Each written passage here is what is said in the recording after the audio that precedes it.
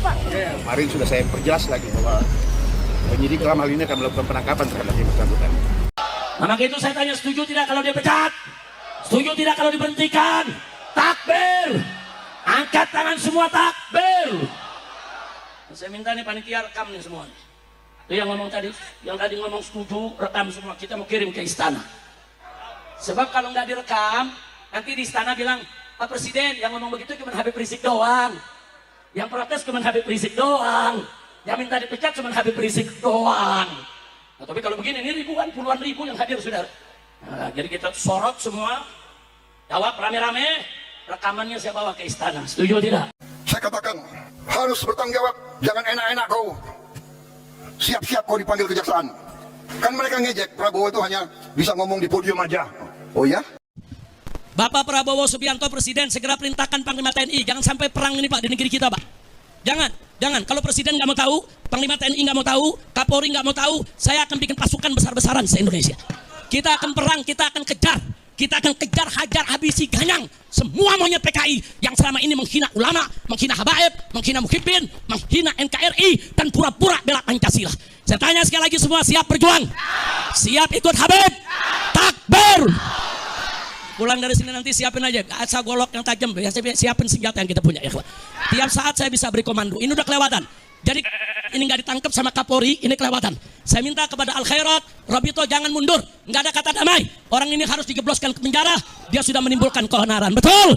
Takbir! Saya sampaikan ke itu, ayo kapan kalian mau culik saya, ya serang saya, tinggal sebut aja. Kapan kita mau perang? Sebutkan harinya, sebutkan tempatnya, sebutkan tanggalnya. Bawa kau punya pasukan monyet semua. Kami akan lawan kalian sampai tetes darah terakhir. Kami akan bersihkan NKRI ini dari laknat yang merusak NKRI kita.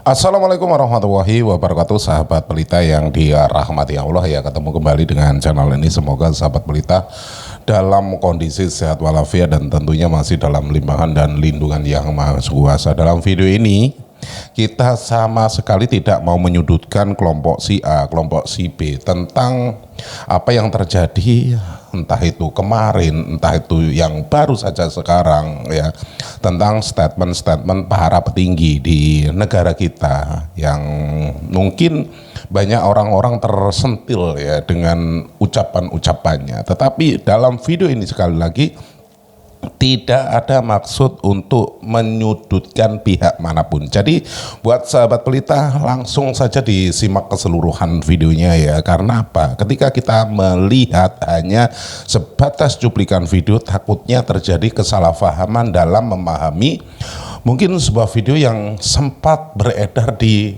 media sosial. Jadi alangkah baiknya menonton videonya sampai dengan selesai, biar apa ya tadi itu, kita tidak gagal paham. Apabila sudah terjadi kesalahpahaman dalam menanggapi sebuah video, nantinya juga terjadi kerancuan dalam pemikiran ketika kita memberikan argumentasi tentang video ini. Jadi sekali lagi ditekankan untuk menyimak videonya sampai dengan selesai. Nah, sahabat pelita, biar tidak gagal paham, langsung saja kita simak bareng-bareng. Tetapi sebelum kita lanjut, buat Anda yang belum dukung channel ini, mohon dukungannya dengan cara di like, di share, dan subscribe-nya. Tombol loncengnya juga diaktifkan biar Anda tidak ketinggalan kabar info terbaru dari channel ini. Monggo disimak videonya. Ini dia, silakan. Sebab adu domba pribumi pendatang bahaya, saudara.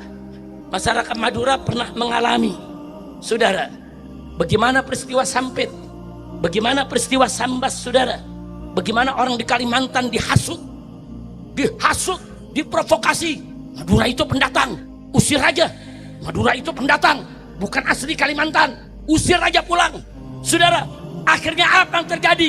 Dengan keji, jahat, biadab, brutal, banyak warga Madura yang dibunuh secara sadis. Betul? Biadab tidak? Biadab tidak? Nih, adu domba pribumi pendatang, saudara. Nggak boleh. Orang-orang Madura yang di Kalimantan itu, saudara, ada yang udah nggak bisa bahasa Madura. Betul? Betul, ada yang udah 3 keturunan di sana. Dari kakeknya, bapaknya sendiri saudara udah nggak tahu Madura, cucunya udah nggak tahu Madura. Mereka diusir dari tanah kelahiran mereka. Bukan hanya diusir, saudara, dibakar rumahnya, dibunuh, dipenggal, biadab. Makanya setelah peristiwa itu saudara, saya keliling Kalimantan. Saya satukan semua muslim-muslim di Kalimantan, saudara. Yang Banjarnya, yang Bugisnya saudara, yang Melayunya saudara, begitu juga orang-orang Kutainya saudara, semua kita lakukan gerakan. Kalian umat Islam, kalian bersaudara, nggak boleh diadu domba. Saya ingat beberapa tahun yang lalu saudara, begitu saya masuk Pontianak saudara, ada oknum gubernur saat itu saudara. Nah, gubernurnya ini saudara Cina Dayak. Dia provokasi orang-orang Dayak. Dia katakan Habib Rizik ini berbahaya, Habib Rizik ini pemecah belah. Akhirnya apa yang terjadi saudara? Dia datangkan hampir 2-3 ribu masyarakat Dayak dari pedalaman, turun ke kota Pontianak. Saya dakwah di Pontianak. Hari pertama saya dakwah, hari kedua saya dakwah, ketiga saya dakwah. Saya diundang saudara oleh paguyuban masyarakat Melayu saudara. Begitu hari terakhir jam 7 pagi saya ke bandara mau pulang. Ternyata di jam yang sama ribuan suku Dayak ini turun di tengah kota Pontianak dengan segala macam senjata, mandaunya, parangnya, panahnya, tombaknya. Mereka cari saya. Mana Habib Rizik? Dia kejar saudara. Saya nggak tahu ada kejadian itu saudara. Saya duduk tenang sudah di bandara. Emang kalau nggak tahu enak ya? Kalau nggak tahu enak gak? Enak. Kalau tahu kan bingung ya. Saya tenang, nggak ada urusan saudara. Nah begitu pesawat saya terbang jam 7.30 saudara. Ini panitia yang nganter saya dari bandara pulang. Mereka kaget saudara melihat seluruh baliho saya dibakar. Baliho-baliho selamat datang Habib Rizik, dakwah di masjid ini, dakwah di sini, dibakar. Marah orang-orang Dayak ini karena nggak dapat untuk membunuh saya. Tapi ini nggak semua Dayak. Ini hanya oknum Dayak yang dikumpulkan oleh gubernur dan yang agamanya bukan Islam saudara. Ingat, orang Dayak yang agama Islam juga banyak. Nah, tapi biasanya orang Dayak yang sudah masuk Islam nggak mau disebut Dayak. Mereka biasanya sebut diri mereka ya Kutai, ya Melayu saudara, dan seterusnya. Singkat cerita, ini setelah peristiwa Sambas saudara. Nah singkat cerita, saya turun pesawat di bandara Cengkareng, ditelepon oleh panitia. Habib, izinkan kami, berikan kami komando. Ribuan Dayak turun di jalan, menghancurkan semua baliho Habib, dan mereka mengancam kampung-kampung muslim. Akhirnya saya katakan saudara, memang saya ceramah begini nih soal persatuan saudara. Saya katakan kepada panitia, Anda sudah dengarkan ceramah saya? Ajak semua muslim yang ada di Pontianak, apakah itu Melayu, apakah itu Dayak Islam, apakah itu Bugis, Buton, Makassar, termasuk Madura, juga Banjar saudara. Banjar juga penduduk asli Kalimantan saudara. Kumpulkan semua di masjid depan Kesultanan. Saya mau bicara. Kumpulkan umat Islam saudara. Begitu kumpul, saya minta mereka bawa senjata yang mereka punya. Bawa semua senjata. Saya ceramah lewat mikrofon dihubungkan yaitu dengan speaker masjid saudara. Saya katakan di situ, hei umat Islam yang ada di Pontianak, jangan lepas senjata kalian. Persenjatai diri kalian semua. Bersatu. Jangan sampai kalian letakkan senjata sebelum Dayak-Dayak itu kembali ke kampungnya. Selama mereka tidak letakkan senjata, haram kalian untuk meletakkan senjata. Kalau mereka nyerang, serbu. Kita sampaikan saudara. Akhirnya dua kekuatan ini berhadap-hadapan. Saya ditelepon oleh Kapolda. Saya ditelepon oleh Pangdam di Kalimantan Barat saudara. Pertama Kapolda yang telepon, Habib, tolong bantu kami. Apa yang mesti dibantu? Ini dua kekuatan, Beb, ini sudah mau pertumpahan darah.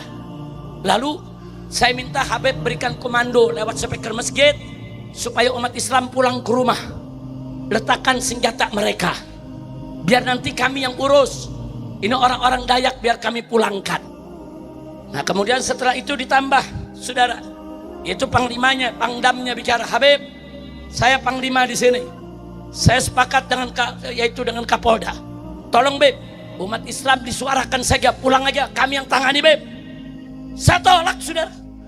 Saya bilang, maaf Jenderal, saya pengalaman di Ambon, saya pengalaman di Poso. Begini cara kalian memberikan komando. Saudara kami di Poso disuruhkan oleh tentara, oleh polisi, hei umat Islam, kembali ke rumah, tidak ada apa-apa, aman, letakkan senjata. Sorenya pondok pesantren Wali Songo diserbu oleh Laskar Kristus, 60 santri dibunuh, santri perempuan diperkosa, kiainya dibakar, masjid dihancurkan. Saya sampaikan di Ambon begitu juga, kami letakkan senjata, terus mereka serang kami. Nggak bisa Pak Kapolda, nggak bisa Pak Pangdam, kalian lucuti dulu senjata mereka. Ambil itu semua senjata orang-orang Dayak, suruh mereka pulang. Kalau mereka sudah pulang, saya janji, saya akan minta kepada umat Islam, pulang, letakkan senjata. Takbir. Enak aja orang Islam disuruh taruh senjata, saudara. Oh Pak Kapolda marah, Pangdam marah. Enggak, saya ngomong lagi di speaker, umat Islam jangan letakkan senjata, siapapun yang minta. Mau Kapolda, mau Pangdam, jangan letakkan senjata. Tapi kalian gak boleh nyerang. Kalau diserang, serang lagi. Umat Islam bertahan, saudara. Dari pagi sampai jam 10, sampai zuhur masih bertahan. Sekitar jam 2 siang, pasukan Dayak ini ngacak-ngacak pasar. Ibu-ibu yang berjilbab ditarik jilbabnya, saudara. Pasarnya umat Islam ditendang, diobrak-abrik. Nah saat itu saya ditelepon lagi, Habib, ini bagaimana? Mereka sudah mengganggu ibu-ibu kita. Ini ada ibu-ibu kita yang ditarik jilbabnya, ditendang, dianiaya. Nah, di situ saya sampaikan lagi, kalau mereka sudah melakukan penyerangan, penindasan, penganiayaan kepada wanita-wanita kita, serbu. Umat Islam ribuan nyerbu, saudara, ke tengah kota, ke jalan Gajah Mada yang ada di Pontianak. Perang, saudara. Begitu perang, hanya baru 15 menit, saudara, 2 Dayak mati, 6 Dayak luka parah, saudara. Begitu 2 mati, 6 luka parah, bubar, mabor mereka ke rumah masing-masing, saudara. Umat Islam kalau bersatu nggak kalah. Betul. Saat itu yang bersatu, saudara, ada Madura, ada Bugis, ada Banjar, ada Melayu. Kita satukan. Jangan ente ribut dong. Jangan Madura yang dibantai dong, saudara. Akhirnya terjadi peperangan, saudara. Jam 5 sore mereka lari, yaitu ke rumah adat mereka. Namanya rumah adat Betang, saudara. Rumah Betang itu rumah adat Dayak, saudara. Nah begitu mereka lari ke sana, diserbu oleh umat Islam, direbut itu rumah Betang. Akhirnya mereka lari. Nah menjelang maghrib saya ditelepon lagi, Habib, kami sudah berhasil merebut markas mereka. Saya minta izin, Habib, kami ini Hulu Balang Melayu minta izin, kami mau bakar ini rumah Betang. Saya katakan jangan. Kalau kamu bakar, berarti kamu mengumumkan perang kepada seluruh Dayak satu pulau Kalimantan. Kan yang salah nggak semua Dayak, yang salah kan ini preman-preman Dayak. Ada 2000-an yang turun, jangan. Apalagi di dalam rumah Betang ada anak-anak, ada ibu-ibu yang ditinggal sama suaminya lari pontang-panting, saudara. Mau perang bawa anak, bawa bini. Dia pikir dia pasti menang, saudara. Nah kita katakan kepada Hulu Balang Melayu, itu perempuan anak-anak kumpulkan, masukkan ke bis, pulangkan mereka ke kampung mereka. Tidak boleh diganggu. Rumah Betang kuasai, nggak boleh sampai rumah Betang dibakar. Hulu Balang Melayu minta izin lagi. Kalau begitu Habib, bagaimana kalau rumah gubernur yang kami bakar? Saya jawab, setuju. Takbir, Karena gubernurnya provokator, saudara. Gubernurnya Kina Dayak, saudara. Kafir bukan Islam, dia provokator. Mengadu domba umat Islam dengan Dayak, saudara. Kurang ajar. Diserbu, saudara, oleh umat. Tapi dari situ, saudara, sudah ada 700 BKO Brimob didatangkan dari Jakarta, saudara. Dari siang mereka sudah didatangkan, saudara.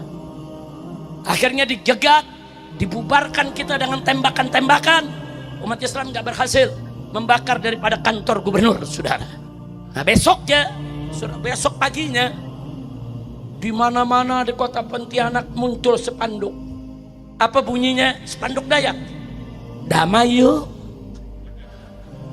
Ya kalau udah kalah ngajak damai. Damai yuk.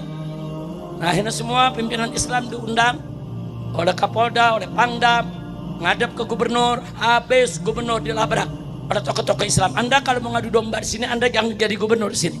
Kami nggak pernah punya permasalahan dengan orang Dayak. Kami selama ini berhubungan dengan orang Dayak dengan hubungan yang baik, hubungan yang bagus. Ini gara-gara kalian ngadu domba. Cukup sudah. Jangan lagi adu domba, yaitu antara warga yang ada di Kalimantan. Akhirnya gubernur, saudara, minta maaf. Dan gubernur berjanji untuk tidak melakukannya lagi. 3 bulan kemudian kita gelar tablik akbar besar-besaran lagi. Saya datang lagi, saudara. Kita datang, kita bikin di tengah lapangan luas. Kita mau tahu siapa yang mau bubarin pengajian, siapa yang mau serbu kami, siapa yang mau bunuh kami. Ayo turun. Gak ada yang turun, saudara. Kita bikin ribuan umat Islam. Itulah pentingnya bersama. Saya mau tanya, persatuan bagus tidak? Persaudaraan bagus tidak? Takbir. Shallu ala Nabi. Hampir terjadi di Kalimantan Timur, di Samarinda. Setelah selesai Pontianak, sebulan kemudian saya ke Samarinda, saudara. Saya ceramah di beberapa tempat, mau ada acara besar di Islamic Center. Dayak-dayak non-muslim sudah ya turun, nolak, ngancam. Kalau Habib Rizik ke Islamic Center akan kami jaga, akan kami bunuh. Turun mereka, saudara. Sekitar 1000 orang turun, macam-macam senjata, datang ke kantor gubernur.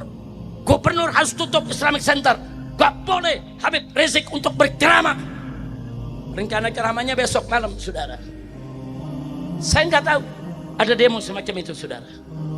Saya habis ceramah malam itu, saya pulang ke hotel.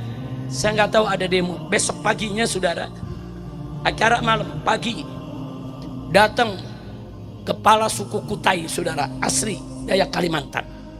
Habib, kami dengar ini ada orang-orang Kalimantan yang mengaku-ngaku sebagai Dayak mau bubarkan pengajian Habib nanti malam. Saya bilang, oh ya, saya baru dengar kabar. Begini Habib, saya ini preman, saya keluar masuk penjara, saya sering bunuh orang. Tapi kalau Habib mau diganggu pengajiannya, ntar malam saya akan turunkan pasukan saya. Kita siap perang lawan mereka, Habib.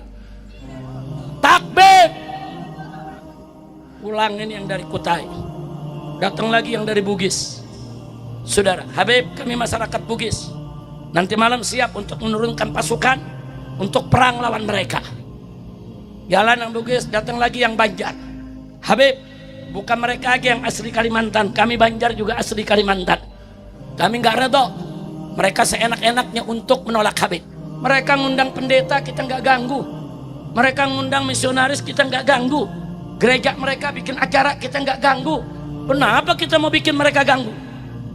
Malam nanti kami akan turunkan semua anak-anak kami dengan senjata lengkap, Habib. Satu-satu datang berbaiat untuk perang, saudara. Nah kemudian datang lagi, saudara, yaitu dari suku Makassar ini, saudara. Nah, begitu datang, saudara, sekitar jam 3 datang lagi dari suku Madura, saudara. Madura nggak ketinggalan, saudara. Datang dari suku Madura, Habib. Saya ini dari Madura, Habib. Madura ini, Habib, sekelak-kelak ke Madura cinta Habib. Sekelak-kelak ke Madura biar nggak sholat, kalau Islam diganggu, ya kita bunuh, Habib. Betul, betul. Nanti malam kami akan turun, Habib. Semua Madura yang ada di Kalimantan Timur turun untuk menghadapi mereka, Habib. Singkat cerita, malam habis isya, saudara. Saya keluar dari hotel, luar biasa, ribuan orang. Ini bukan mau ngaji, mau perang. Saudara, wah bawa macam-macam, yang Madura bawa celurit, saudara. Udah macam-macam. Yang Kutai, yang Dayak Muslimnya bawa mandau. Dayak Muslim banyak yang ikut, saudara. Mereka pakai ikat kepala merah, saudara. Ikut rame-rame. Saya pikir kok nggak jadi ngaji, kok jadi begini. Ini mau tabligh akbar. Saya diantar rame-rame, ribuan, saudara. Masuk ke dalam masjid. Ternyata di dalam masjid udah penuh umat, saudara. Jadi yang ngaji ribuan, yang mau perang ribuan juga. Jadi yang mau perang nih nggak ada masuk ke masjid. Habib ngajar lagi di masjid. Habib tabligh akbar aja. Kita urusannya perang di depan, Beb. Subhanallah, bersatu umat, saudara. Anak kita berdakwah, ada 10.000 lebih yang hadir dalam Masjid Islamic Center, saudara. Selesai ngaji, saya keluar. Berarti udah selesai dong. Mau pulang, betul? Saya dijegat. Ini yang pada mau perang. Habib, musuh gak datang, Habib. Kok perang gak jadi? Wah, ini gak seru kalau begini, Habib. Nah, jadi bagaimana? Habib naik di mobil kami. Mobil bak terbuka, saudara. Ini udah jam 1 pagi. Mau ngapain? Kita keliling kota Samarinda. Kita cari mereka-mereka yang nantengin perang. Ya saya tolak, nggak enak, orang udah mau perang. Nah, nanti membuat orang jadi patah hati, betul? Betul? Saya diri di atas mobil Jeep, saudara. Dikawal yang pakai motor, pakai mobil, saudara. Wah, senjata. Polisi udah ngumpet semua, saudara. Nggak ada polisi di situ, saudara.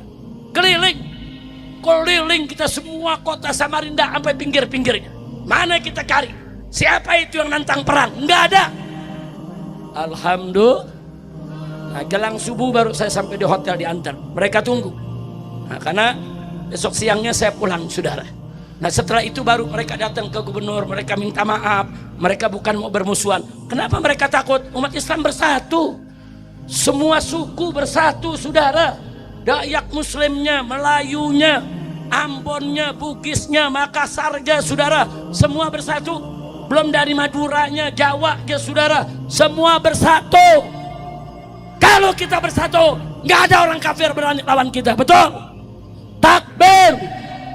Maka itu sebelum saya akhiri, saya mau tanya sekali lagi, siap bersatu?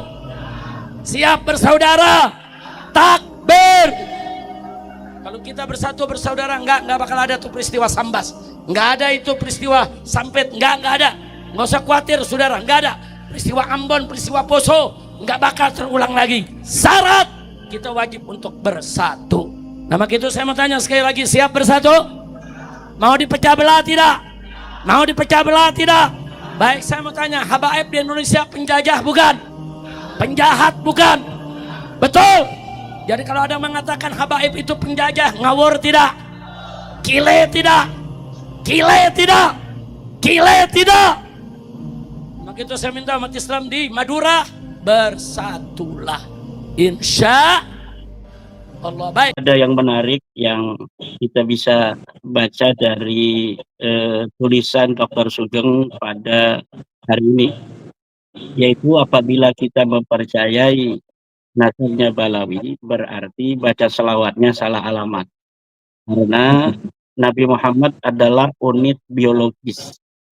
Unit biologis itu berarti beliau mewarisi biologi dari leluhurnya, kemudian keturunannya hari ini juga mewarisi biologis, secara biologis dari Nabi Muhammad SAW, dalam hal ini dari sepupunya Sayyidina Ali karamallahu wajah.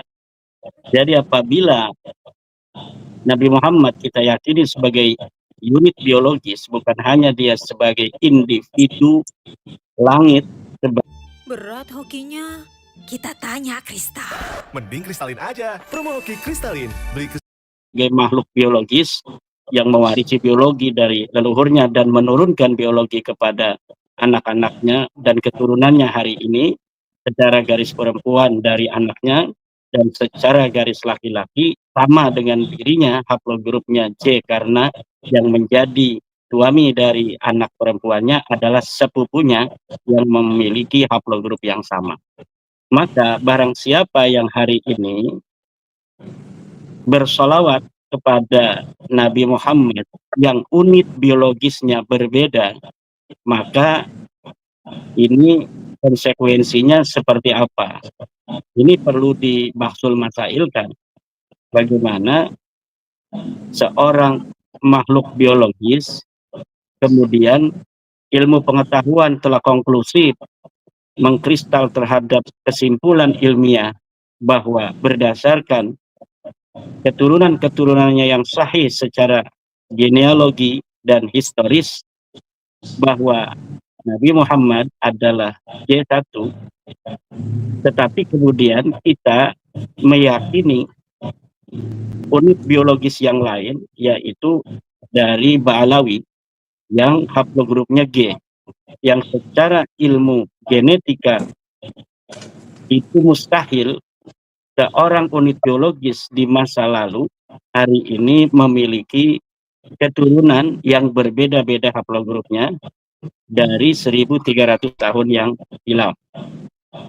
Jika kita mengakui keluarga Bani Qatadah di Mekah Al-Mukarramah sebagai keturunan Nabi, juga Bani Sulaimaniyah di Hijaz, juga Bani Araji yang ada di Madinah, Bani Qandil yang ada di Mesir, Bani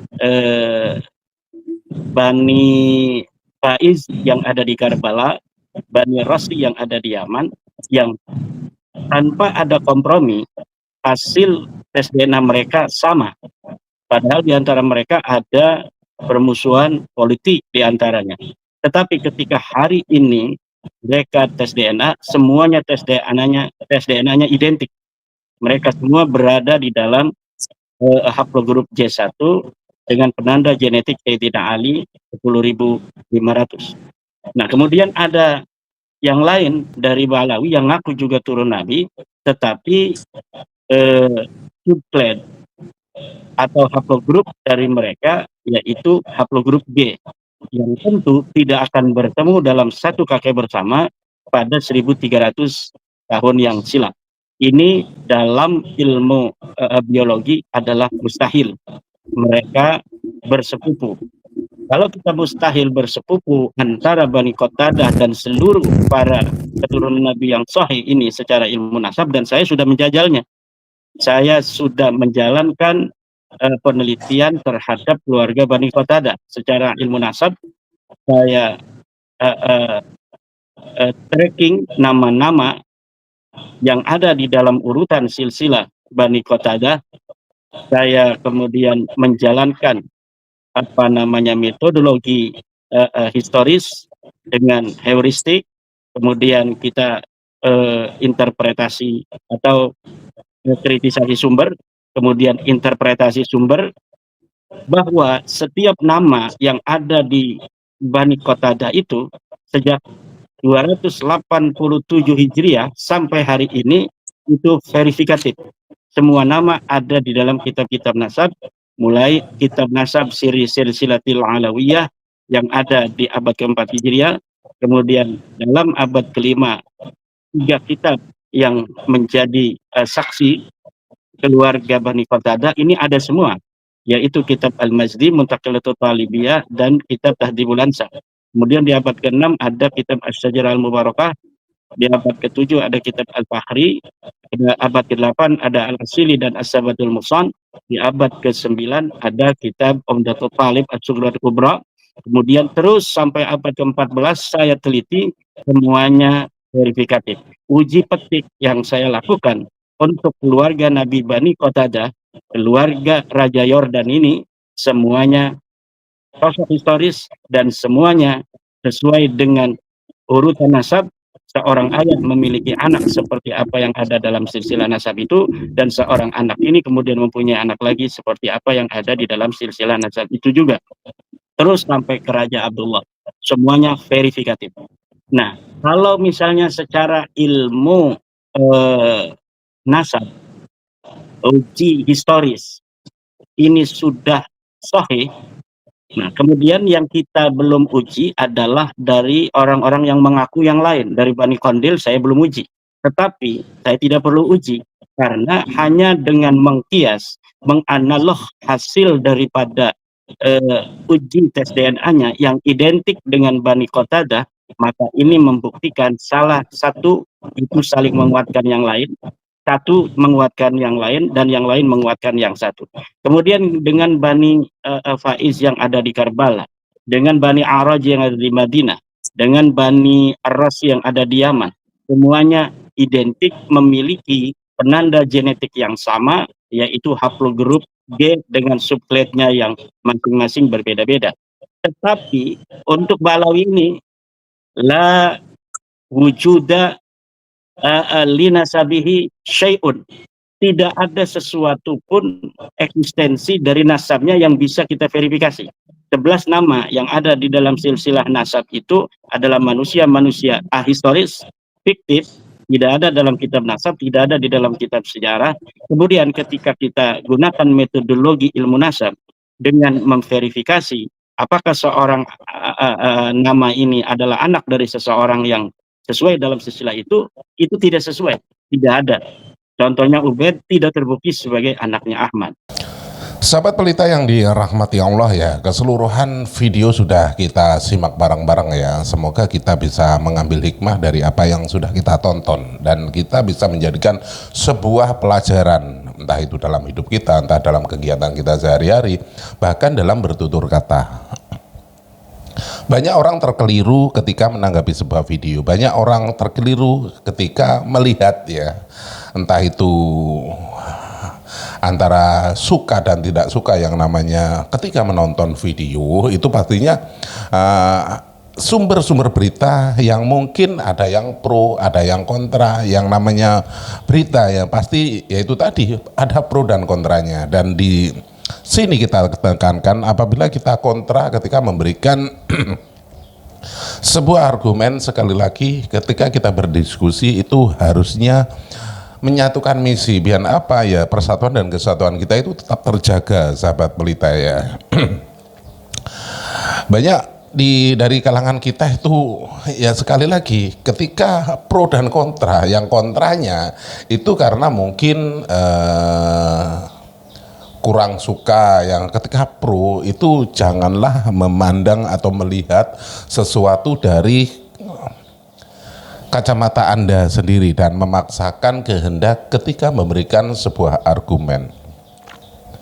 Orang ketika mencintai membabi buta itu semua yang mungkin keluar dari apa yang sudah disampaikan. Mungkin ada sosok yang mungkin dicintai ya dalam video ini. Satu contoh lah, orang-orang yang mungkin selalu memberikan ceramah dan lain sebagainya.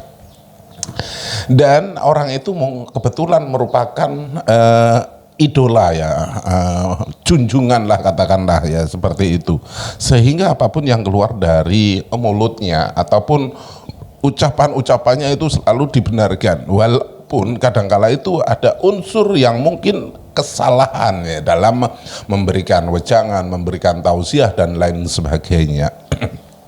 Jadi tekankan ketika melihat sesuatu ataupun mendengarkan sesuatu itu, lihat, dengarkan apa yang dibicarakan, bukan lihatlah siapa yang berbicara. Karena ada kerancuan ketika kita melihat siapa yang berbicara, pastinya begitu. Karena di kalangan kita itu ketika melihat ketika ada orang yang memberikan sebuah nasihat ataupun sebuah petunjuk, pasti akan dilihat siapa orangnya, bukan apa yang dinasihatkan. Inilah ya, sekali lagi yang ditekankan, jangan melihat sosok, tetapi dengarkan apa yang disampaikan. Walaupun sosok itu mungkin ya dalam pandangan kita itu merupakan seorang yang alim, yang mungkin ya dalam kacamata kita itu tidak pernah melakukan kesalahan, tetapi apabila memberikan statement ataupun nasihat ada unsur kekeliruan, langsung katakan oh salah. Bukan begitu ya, walaupun kita meminta nasihat, tetapi apabila nasihat itu malah menjerumuskan, kita pun bisa menolaknya, sahabat pelita ya. Karena dalam diri kita itu harus bisa berpikir secara nalar, sahabat pelita ya. Dan tentunya banyak dari kalangan-kalangan kita itu selalu yang mungkin dalam ranahnya dianggap sebagai alim ulama dan lain sebagainya, tetapi dalam konteksnya itu selalu membuat keonaran, entah itu memprovokasi jamaahnya untuk tidak setuju dengan pemerintahnya dan lain sebagainya. Kan banyak seperti itu ya. Mengajak, mengadu domba antar sesama. Nah, dari sinilah kita harus paham, harus jeli dan bisa mengkoreksi apa yang harus kita sortir ya, apa yang harus kita simak ya. Jadi buat sahabat pelita yang dirahmati Allah, gunakan akal pikiran yang waras biar apa? Biar tidak konslet. Terima kasih sudah klik video ini, dan apabila video ini bermanfaat, jangan lupa di like, di share sebanyak-banyaknya, dan tinggalkan jejak Anda di kolom komentar. Di akhir video sekali lagi izinkan saya mohon maaf yang tak terhingga apabila ada unsur kata-kata saya yang mungkin kurang berkenan di hati Anda, karena yang namanya orang itu ketika memberikan ucapan, memberikan salam itu mungkin ada yang terkeliru. Jadi sekali lagi izinkan saya mohon maaf yang tak terhingga. Di akhir video terima kasih dan saya akhiri wabillahi taufik wal hidayah. Wassalamualaikum warahmatullahi wabarakatuh.